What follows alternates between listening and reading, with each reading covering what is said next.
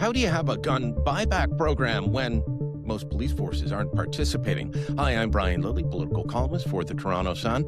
Over the weekend, the details of taking the government's so-called gun buyback program, well, they were announced in Montreal.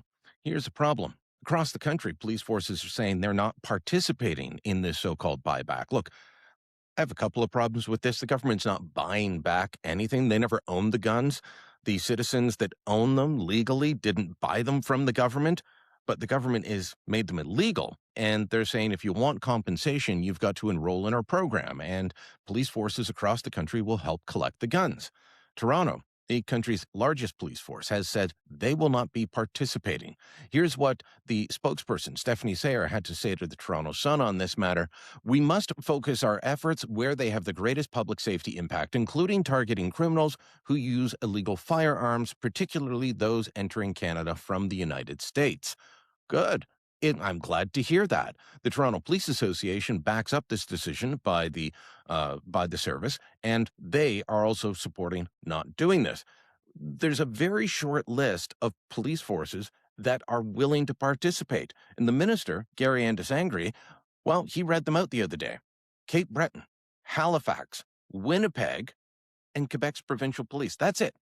That's it. The OPP in Ontario is not participating. None of the municipal forces across the province have signed on to the program as yet. In Alberta and Saskatchewan, they've passed laws making it nearly impossible for the government to go in and collect guns there. And in Manitoba, Wab Kinew, the NDP premier, has said he's not participating. He's not going to block the program. He's taking the same view as Doug Ford here in Ontario. He's not going to block the program, but he's not offering up any support.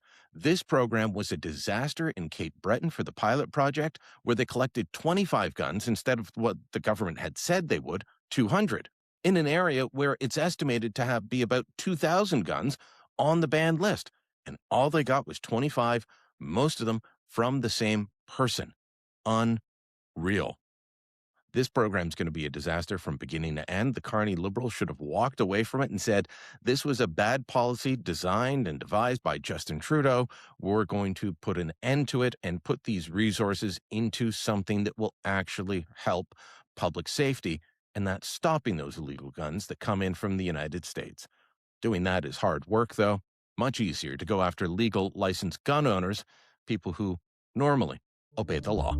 Let me know what you think. Drop a comment down below. Share this on social media. And don't forget to subscribe to our channel.